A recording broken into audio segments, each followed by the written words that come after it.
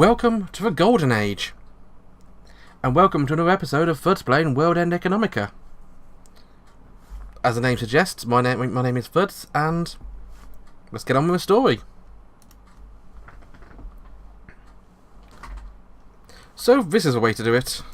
That was 100 times more interesting than a history class in school. It seemed this weird retrified boy was able to pick up on what I was doing rather quickly. Be objective in Eleanor's favourite saying. Only if you're able to do this while you're neck deep in the market. Is it difficult? It was. The further down I delved, the narrower the sight became. Then, with my needle-wide vision, in that whirling situation, I didn't even question the validity of one or two things I thought up and acted on. Presence of mind, serene with clarity. When I returned home, my usually tight-lipped father hit me with those words instead of his fist. I probably wouldn't be able to understand what that meant even if I spent my entire life trying. Well, one swallow does not to someone make. Or one hot day, for that matter. It all depends on your dedication. I'm not familiar with either swallows or summer, though. Just so I don't want to mess up again like I did in the past. That's my only concern. I could tell that Chris was feeling uneasy watching Marco innocently, asked me a few questions as I answered them. Even still, I continued to flick smoothly through the articles of a terminal with my right hand. Haru, why did you quit investing? He blurted out as soon as it came to him. I believe it's a privilege of being young to be filled with curiosity. When I pushed up the corners of my mouth to a grin, Marco seemed to gasp in revelation. Sorry. I'll tell you about it when I'm feeling more inclined. I let Chris see me shrugging my shoulders as she looked in my direction, worried by my words. Oh yeah, Chris. Yeah? She looked over at me, jolted up straight as I called out to her. I'd like to see investment data. Huh?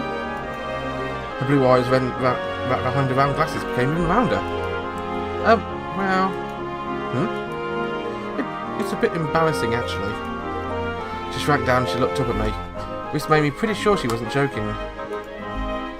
Only a fellow investor could understand how embarrassing it is to show someone else your investment data. However, Chris was using the program Hagana created, so I could use it as a basis for my investing choices. So it was necessary that I see it. I heard that you had good results. I want to see how my choices from back then held up in today's market. Chris looked away. Look on her face said she wanted to say no. If it's a secret, then that's fine. No. Oh, okay. I'd like to put the transaction records here. Saying that, I took out my personal terminal from work and my bag and handed it over to Chris. The reason I said it so businesslike was because I understood why she was being so hesitant. It's strange, but showing someone your stock transaction portfolio is quite embarrassing. Unless you're an infallible genius, then undoubtedly you'd have mistakes here and there. Also, more earnestly in one invested, the less of a simple mistake it became. Normally you buy stock when you believe your judgment is correct, so those mistakes were proof your judgment was wrong. Also, you'd look back more than once and clutch your head wondering how you made that mistake. Fooled by your greed and bought too much, ruled by your fears and sold too much, whereas all too common, in other words, is the expression of your feelings and skills. While her data was being transmitted wirelessly, she held her hands between her legs and squirmed about. The data was a record of her feelings and ideas that Chris had, what mistakes she made, and what results of her choices. When Barton looked over at my transaction, he said, "They were good transactions. I could feel your determination in them." You understood quite well the people who got angry when someone said that stock trading was a gamble. It was the problem with statistical probability of stocks. You tried to outwit others with your expectations. It was a challenge. Please don't laugh. She said that as the data transfer finished. Looking more embarrassed than nevertheless to see your panties. I shrugged my shoulders at Chris soon, as now understandably beat red. I looked at Marco beside me. Is Chris wearing embarrassing panties? Oh, Marco.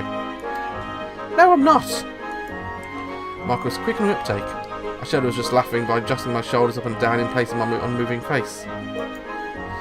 She pouted and turned away, and Marco gave a wide, toughy laugh.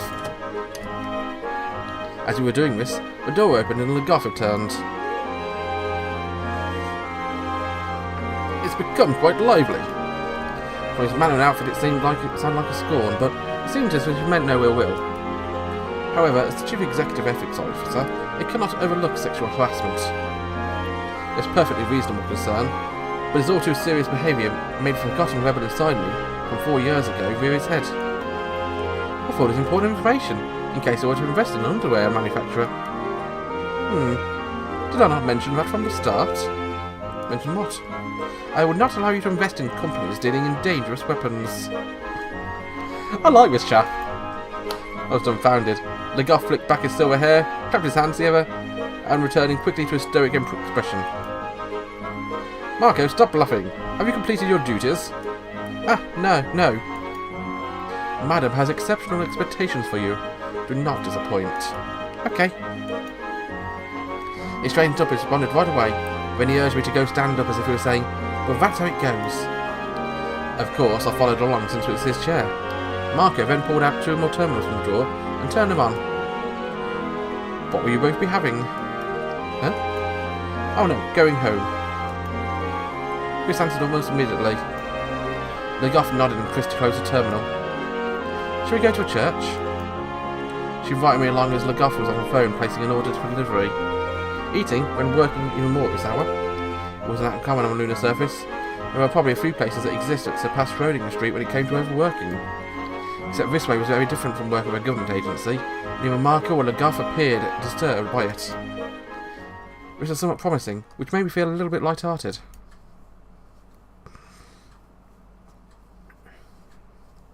What is it? After saying goodbyes and leaving the room, Chris asked her as we walked down the corridor. Nothing at all. She seemed displeased with my evasiveness when I answered with that, but it only lasted until I looked at my terminal. That's a cute sign for her. Are you really going to look at it? She's just talking about our transaction records. We really are bad at giving up. We originally made this program right. If I'm a mistake, then it's me who should be embarrassed. Well, that's true, it's just... I won't be surprised at how audacious you've been either. Jeez. Chris pushed both her hands together against her shaggy blonde hair as if holding onto it. When we got to the elevator, she spoke in a small voice next to me as the data loaded. But it could be real shocking. That's everything Miss Agano and you put together. When I looked at Chris, who was at my left side, she looked up at me. So to make sure you don't have an episode. Saying that, she wrapped her arm lightly around my arm that held my crutch. Oh god. That's freaking adorable.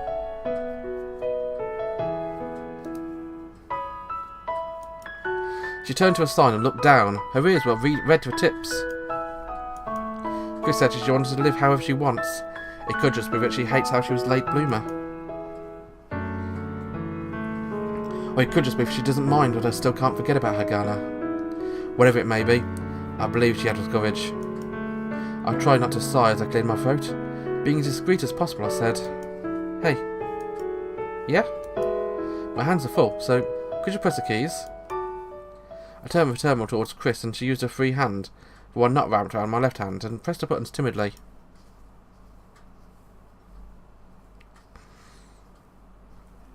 Until we reached church, neither spoke much at all. It seems that Chris was too apprehensive to hold hands with a guy in public. What's a guy-in? A guy in public? And I wasn't much of that either. Chris had been using a program Hagana developed for investing, but the data was just as shocking as Chris made it out to be. If someone without any knowledge of it were to look at this, it would look like anything more than just rows of numbers. Ticker symbol, stock price, number of stocks, profit loss. But I can condense it and summarise the data, which is sufficient to have a number of stocks and profit and loss in 2 sections. Still, there is a hefty amount of data. Looking at trading times, it went from a few seconds to at most 10 minutes when ended. Chris's method was a typical program-based trading, employing a calculation capacity that far exceeded that of humans to gather up change.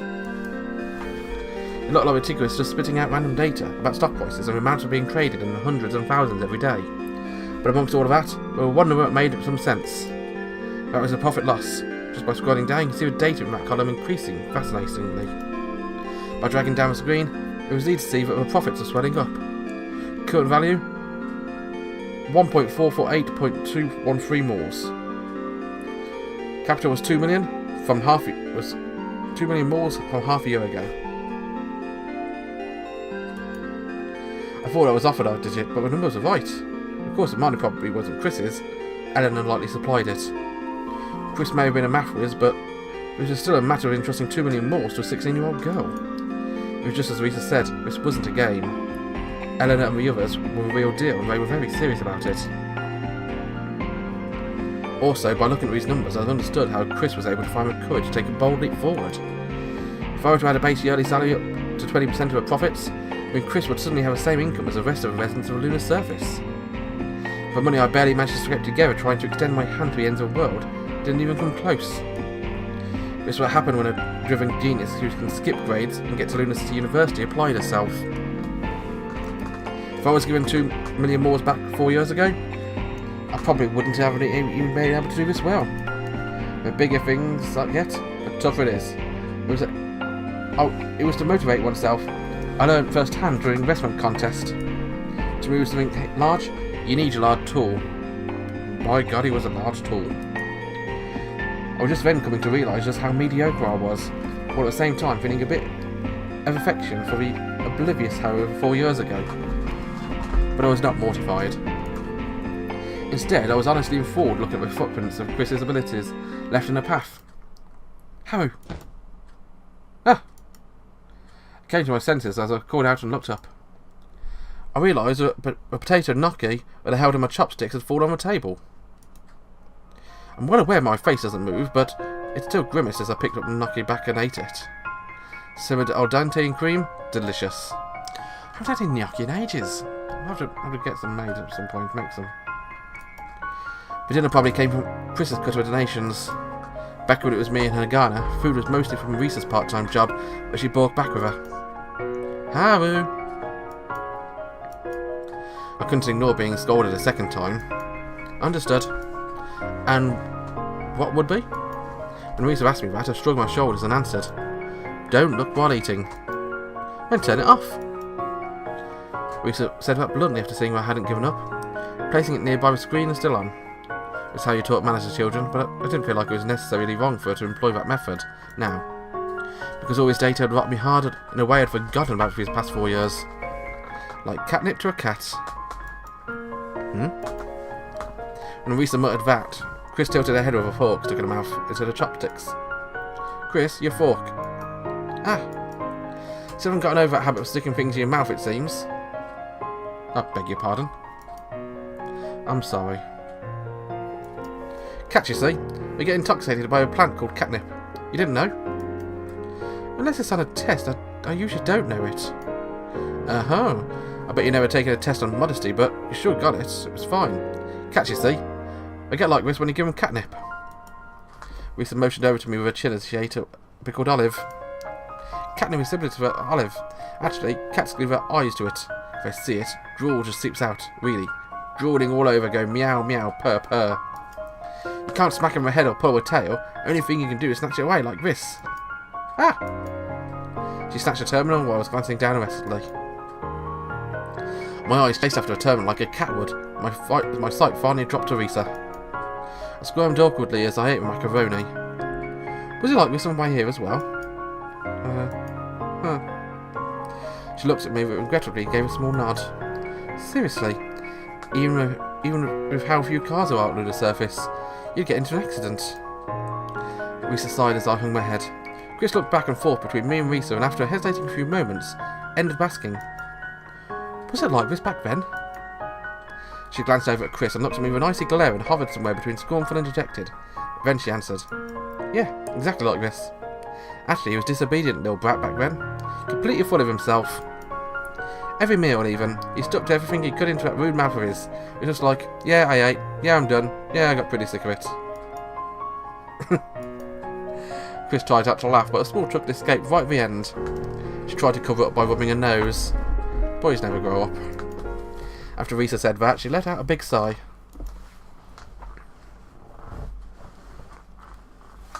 As I listened to the sound of tableware being washed, I was gazing at Chris as data as per usual. And back to catnip again.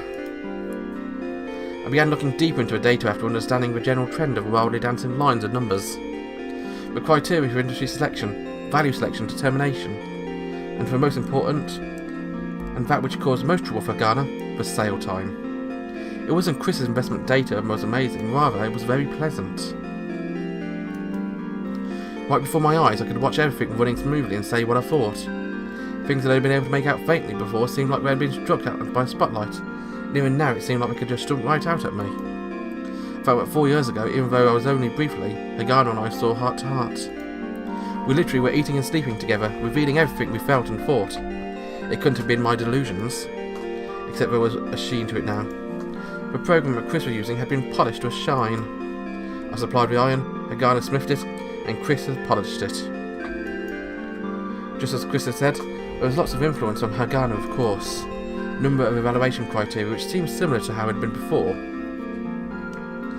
had come about via bickering with Hagana and that hard head of hers. Your meaning escapes me. Say it more clearly. Are you an idiot? It was almost as if I could hear those words from me even now.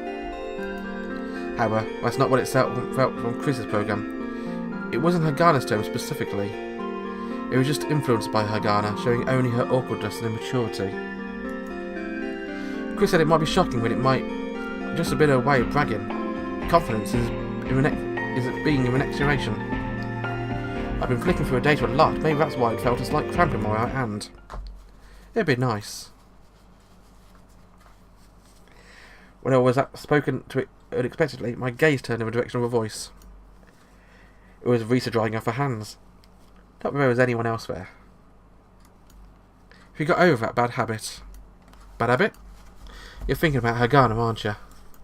That bad habit of looking at your right hand. It's become a bad habit? Yeah, well... Also, when you look at your right hand, it doesn't feel like you're looking at your right hand. It looks like you're looking at something bizarre, something horrifying. Like you're looking at something you can't control. It's easy to tell. That's the first time we've ever said that. Of course it is. Rita gave a wry smile when she finished drying her hands. She removed the cord that held back her sleeves of her habit and then sighed. Oh boy.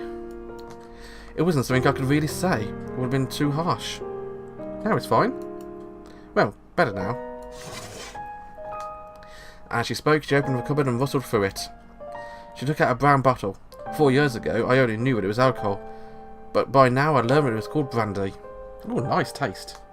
I'd go for some brandy myself. Have a drink? Ooh, that grin. I'm still a kid. So that's a yes. That spiteful remark was aimed at me 4 years ago. Unless I always aim too high. I shrugged my shoulders, which caused Risa to chuckle in delight. Don't need it. I know. She poured a small amount into her glass and closed the bottle. Then, without even sitting in a chair, she gulped the whole thing down. That's not the sort of behaviour you expect from a nun. Now on the moon. You almost had me smiling there. Whoops, went too hard. We said about to trace the feeling, my emotion, she opened the bottle immediately and poured more than the last time. I kid, this is fine actually. Liquor's to drink anyway. It's drink away the pain. Drink away the pain? Yep. A lamb so badly injured that it couldn't even walk straight without my support, praise and assistance, was finally able to walk its own feet again. And left, you know. Enough of that. Seems like you're forgetting a heartbeat unless I reminded you. I ain't forgetting. When those words, which I'd said so often 4 years ago, came out of my mouth, it made me gasp. Risa looked at me as I did, and unloaded her eyelids affectionately. I know. When you're looking over a terminal, you look just like a little boy looking at a treasure map. If I were to go over there and give you a big hug, it feels like you'd say, "Shut up, let go, Grandma," doesn't it? She was probably able to pick up how disdained my expression was beneath her emotionless face. Her shoulders were now shaking as she laughed. But I might be open to lying on your lap. I saw it just strike back with something, and it caused Risa to look surprised. Even so, as though guided by the law of inertia, a smile crept across her face, and she swirled the glass, and even though there was no ice in it, and spoke as she looked into it. You can lie on someone's lap whenever you come up with a reason, can't you? Oh, you're right. Sheesh, don't be so impressed by that. But it might be a bad idea for you to let you lie in my lap. Huh? I want to stay on good terms with Chris. I truly felt this time my face would shift out of disdain, but a smile left Risa's face suddenly as I looked at her. The eyes as she looked at me were looked at me with were piercing. Didn't you notice? What? That thing you're looking at. It's Chris's investments, right? The way Risa spoke showed she still had interest in it, but I don't know through pressure. Chris has been by your side that entire time you're fixated on it, wasn't she? Yeah. Did you see the look on her face? I panicked upon being asked up and searched through my memory, but came up with nothing. Like for example, Chris would be by her side, and every time he took a deep breath or shifted, she was waiting for it. Waiting for what? Waiting for it, don't you understand? No. Honestly, listen, you're expecting to hear something from like, wow, or whoa, no way. I was dumbfounded. My gaze moved effectively towards the bathroom, over to where Chris was taking a shower. She wasn't a type like her gun who could go in and out of there naked without battling an eyelid, so it'd probably be a while before she came back out. Anyway, a word? Yeah? When she comes back, you need to say something, got it? Yeah. Honestly, just watching that was pulling my heartstrings. After voicing her complaint, she swirled her brandy again.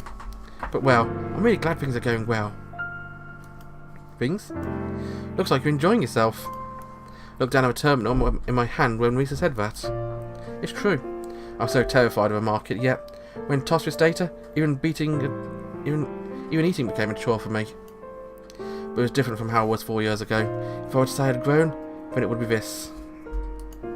Looking in from the outside and being on the inside are different. If I still think things are fun when I'm putting money on this line, then I really will come here to thank you. If it's not, well, then I want you to save me as I suffer, praise me and support me. Seems sort of pointless to look after you then, but it means I need to grow up. I took a glass of Risa and drank a bit of the alcohol. I wasn't brought to Risa's room to drink very often back 4 years ago, but still just didn't like the intensity of the hard liquor. Just weird to think that such hard stuff is good. Also gets you drunk. You're completely that type, aren't you? When I said that, Risa took the glass back from me and drank a bit of it. Then she dug into her bosom and pulled out a rosary. The Lord bestows upon this ordeal upon me. It'd be better if he didn't have it. Think so? Yeah, because not all people can shake off those demonic beckonings. My expressionlessness wasn't from paralysis time. I came by it honestly. I looked into her eyes, but of course Risa didn't look away at all. The fact that she had those soft, gentle eyes made me think she was incredible.